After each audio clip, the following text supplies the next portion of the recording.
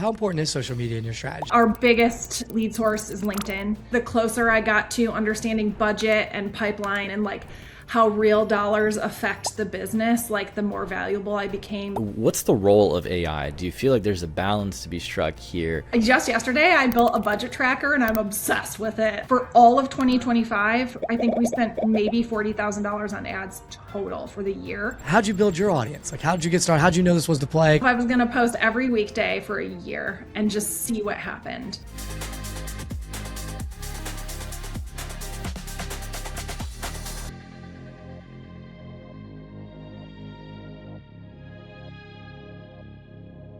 All right, everyone, welcome back to Beyond Social. We have an exciting guest today. So when I met in San Francisco, I've been following for a long time, Jess Cook, VP of Marketing at Vector. Hello, hello. Thank you for having me. We got Reggie, as always, from Vista. Pumped to dive in. The first thing I want to start with is, look, you've came a long way. From what I understand, you started as was it just creative director, like more to start your career? How did you get to where you are now? What would you say are the first things you did to move up, to move quickly, and become a VP of Marketing? Everyone's goal, that's in marketing.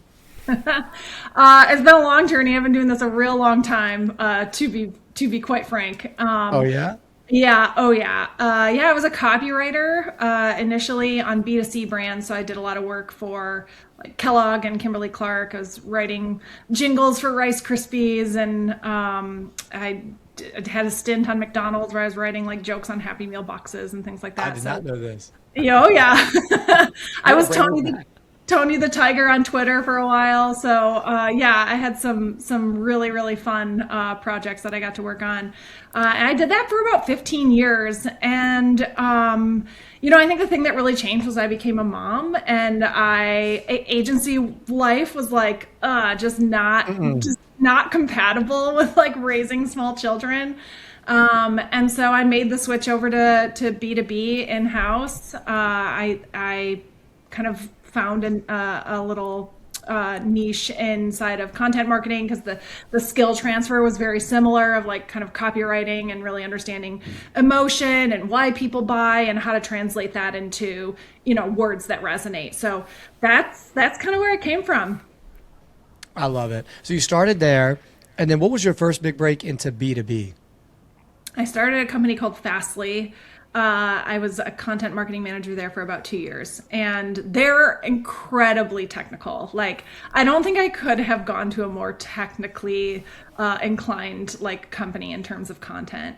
And I learned so much there. I was there for 2 years. It was like a master's level, course in content marketing and how content marketing fits into all the other kind of marketing departments, and how they work with product marketing, how they work with product, how they work with SMEs and engineers. And so it was just a really great kind of like boot camp in where content fits in and how really great content gets created and socialized and bought in on. So started there. And I think like a couple things that helped me move up quickly was I do still think like a B2C creative, like I think there is an element of like real storytelling and kind of surprise and delight in the work that I create that maybe stands out in the B2B landscape. So I think that's helpful. I'm always someone, even if I'm like scared to do it, I'll raise my hand for like, yeah, sure, I'll try like controlling the budget. Okay, right? So I did that pretty early on. I found that like the closer I got to understanding budget and pipeline and like how real dollars affect the business, like the more valuable I became. So I was always trying to kind of raise my hands for projects like that, or learning how to tie what I was doing closer to business impact, which in content is not always easy. But, I think that's something that really helped me kind of stand out. That's awesome. I know that we hear a lot, and it's definitely a trend online, that B2B marketing is significantly behind when we talk about B2C and the strategies and the outcomes that we're able to do. What would you say are some of those common things that you noticed immediately that were like, hey, B2B is like 20 years behind on this? Yeah. And just to add in, I think one of the big things I attribute my career to is that I was in B2C first, right? I used to run these influencer campaigns, these marketing campaigns for Fashion Nova, for Celsius energy drinks. And I quickly realized that if I just do the same thing that B2C is doing in B2B, I'm 5 years ahead. So I want to hear how you did it, because that's like the big unlock for me. and you look like you're like, whoa, where's this guy from? The future? Like, You're like, how do you know to do influencer marketing 7 years ago? Yeah, I know. Yeah, it's funny. So, sorry, Reggie, I just lost the whole like train of that question. Oh, take your sweet time. He was saying Okay. yeah, you said B2C, right? Yeah. The transition from BDC to B2B. I mean, obviously, we're like, Yeah. And it's funny, like we're behind, but yes, but like we're also very different. Like it doesn't take an entire year to buy a box of cereal, right? It takes sometimes takes an entire year to buy enterprise software. That's well said, actually. And so I think that there's something to be said about like, yes, we're a little behind, but also the buying cycle is so different that we have to think a little differently. I think the thing that we really lack is just like this brand kind of sparkle where it's like we don't optimize for likability first. And I think so many B2C brands do that first and foremost is they're like, we just have to be likable. We have to be interesting and different. We have a mascot or we have some sort of memorable shtick. And I don't think B2B does that enough. We go very deep on like demand gen type activities, which are very important. But I think where B2C really gets it right, where we could just kind of borrow from a bit more is just like be likable, be interesting, be different, have something about you that's like, have you seen this?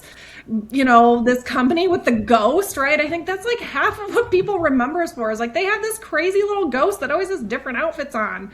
And that's likable and people want to come back to that and be kind of like surprised and delighted by that more and more. And honestly, that's why I did my crazy strategy of getting these actors and hiring them because I saw that B2C was starting to do that with like Brooklyn Coffee Shop. It's like they were creating TV shows. So that's why I went to the board and I was like, I want to do the same thing. I think it'll work. And yeah, I think we got to try more things in B2B. Yeah. I mean, being Tony the Tiger for a bit, like I feel like that might have helped a little bit, right? The likability, understanding, all that. Heck yeah. Like, and Chris, what I mean, does Tony the Tiger say besides they're great, right? Like, how would he talk about anything on Twitter? And so, yeah, I think You'll figure that out. Yeah, I know. Like to get into the mindset of something like that, and then like come up with all this stuff that they would say or do, or some sort of like crazy selfie they would take, right? Like I think that we need to be doing just more of that. Like what are kind of some wild things that we could do just to like put a smile on someone's face or be like, they get me, or like they're fun and I want to know more. So I was going to jump into. Oh yeah, so you go ahead, Reggie. Yeah. So I mean, Chris mentioned too, right? Like everybody who's on LinkedIn or online right now, like we've seen Jess. You've come up, like your thoughts, the podcast, like we've heard of you. So one of the things that I always go to is with you being a creator, but at the same time leading marketing, right? At Vector, like there's got to be some pressure there. Can you tell me a little bit more about some of the pressures and how you're able to execute both? Yeah, I think the pressure is that I just want everything I post to be of value because it not only reflects me, but like I am all in on Vector. Like I have absolutely found the place that I want to be for a very long time, as long as we can get it to kind of, survive for kind of thing. And so I think the pressure is that I want to deliver really valuable content, but I also want it to represent myself and Vector very well. I think part of the reason that like Josh, my CEO, liked me for this role was, obviously content background, B2C background, really different kind of thinking around marketing.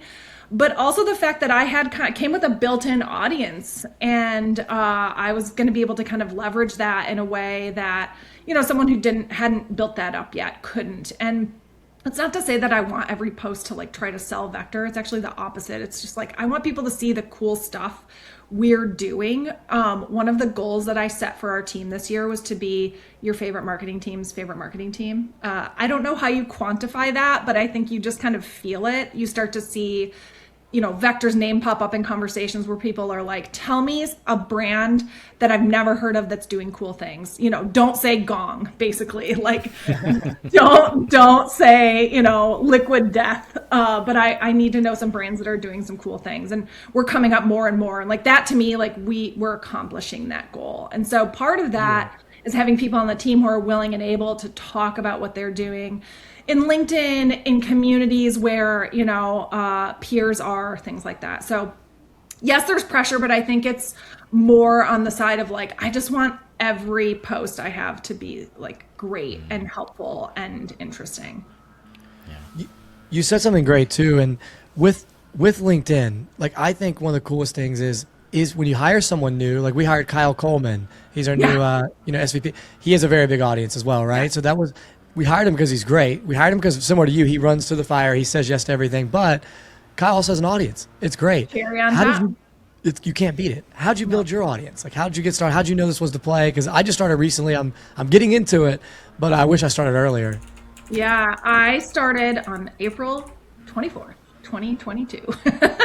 I made a pact to myself I was going to post every weekday for a year and just see what happened. And as with everything, like your first handful of posts are like, I look back and I'm like, oh my gosh. Right. But I was doing it. I was trying things. I was, I think one of the things that I got known for pretty early on in that first year, I called it, Headline Template Tuesday, where I would give you a template to help you build interesting B2B headlines. And so it was almost like Mad Libs for writing, and it was kind of fun. And so I would do that once a week. And so I don't know, I just was trying stuff. The real goal was I didn't want to ever have to apply for a job again. I just wanted someone to come find me. And that's happened a few times now, which is pretty incredible. I think, resumes are great, but having a library of how you think public on the internet is pretty priceless, especially when you're looking for a new role. It's absolutely incredible. And then are there other leaders? Do you push, do you guys do employee influencer marketing, whatever, what was the EGC? Are you doing EGC as well? What's the name for that? I've never found a good one. Employee generated content is what I'm hearing now, but that's what we're doing at ClickUp, EGC. Yeah, I kind of like that. We do. So my product marketer, Alex Verdon, came with kind of a built-in audience. She was product marketer at Metadata kind of in the heyday. My CEO, Josh, has built up his following with a little help from me, of course. But he doubled his followers last year, which is pretty cool. He and I also have kind of a shtick together in the podcast that we have at Vector. This meeting could have been a podcast, kind of plays off of that. So a lot of that kind of grows both of our followings. Sarah McNamara is our RevOps leader. She has a huge following and is incredibly trusted in the RevOps space. I think we kind of look at that as we're hiring as it's not a must have, but it is a real nice to have when someone comes along and they have that kind of built in. So it's exciting. And we're working on building that up with our other employees, right? Engineers, tell people how you're building what you're building. It's only going to attract more like-minded kind of forward-thinking engineers. Or customer solutions, how are you making sure that our customers stay happy? How are you finding interesting fixes to their problems? You don't have to sell the company, you just have to sell the cool stuff you're doing, and people want in. I got one more question, as Reggie, then you dive in. How do you get them to post? Are you writing for them? Are you just telling them? Is there AI you're using? What is the easiest way to get, if someone else is watching this and they want to get their employees posted, what's the best way to get moving? So for Josh and Nick, our founders, I wanted them posting very consistently. And when I first started, they were doing it kind of sporadically whenever they had a thought. And so I was like, we need to build a system for you both. So I would sit down with them. We started every week and we moved it to every other week. Because now they've kind of gotten the hang of it. But I would sit down with them, interview them for 30 minutes, bring timely, relevant questions, or I would know we had a product coming out in 2 weeks, and I would want to get their thoughts on why we built this thing, or what's the vision for the long term, things like that. I built a project in Claude for both of them. I went back, and I had them grab all of their kind of posts, and then we ranked them from top performing to least performing, and we threw them in Claude, and we were like, this is their tone, voice, structure, like use that for inspiration. And so now every other week I sit down with them, we do the same thing, I run it through the Claude project, and I'm handing them like 3 to 5 posts every other week. And I think through that process, they've gotten really good themselves at just writing posts. So like they'll take what I give them, but now they're like, okay, I get the idea here, but like I'm gonna kind of mix it up a little bit, and I'm gonna kind of make it a little bit more my own. So that's been incredible. There are a couple other folks in the company who are very interested in getting more active on LinkedIn. I'll sit with them, Alex will sit with them and kind of talk through like just, I don't know, things we've done, what we've seen be successful. But a lot of it is just like lead by example, like show people what really good content looks like, what good commenting looks like, what good engagement with, people who come and take the time to comment on your post looks like, things like that. So we're growing that. It's not yet to the point where like a Wiz is at. Like Wiz is like incredible at that. They've built an entire foundation and process around that, and maybe someday we'll get there, and right now we're just kind of starting at the bottom, which is pretty cool. I mean, there's a lot of brands, a lot of companies who want to do that. At Vista, we hear a lot of our customers who are doing advocacy, EGC, and the biggest thing, especially for like B2B brands, is there's a lot of people copying the same formats. You got the unpopular opinion, the carousels, humble brag, all that stuff. How do you kind of avoid, like when you're helping a company and the team to get those muscles going, to start posting more often? How do you avoid having them just be part of that noise? Yeah. So part of it is like some people at Vector will like share something with me, and they'll be like, here's something I did, here's kind of cool results. And I'll be like, okay, this is amazing, but this is a post. Right? Like Kelly Arndt, who actually just joined our team as demand gen lead. He's very active in a lot of different communities, marketing communities, but hasn't ever been as active on LinkedIn. And so I'm like, you could do that. You'd be really good at it. So he'll send me stuff and he'll be like, look at what this campaign is doing. And I'm like, amazing, go post, right? Like, he's like, okay, I got it. So I think it's helping people recognize opportunities of things that are posts. I think that's where people struggle the most, is like, what do I even say? And so I think helping them find the things they could say is really helpful. And then just giving them things to talk about is like, we have this new product coming out in a month. Like, what was your part in this? How did you help build it? How did you help promote it? How did you help a customer learn how to use it in the beta? Like, go figure out the thing that you helped do. Like, what was your part? What was your role in all of this? And go talk about that.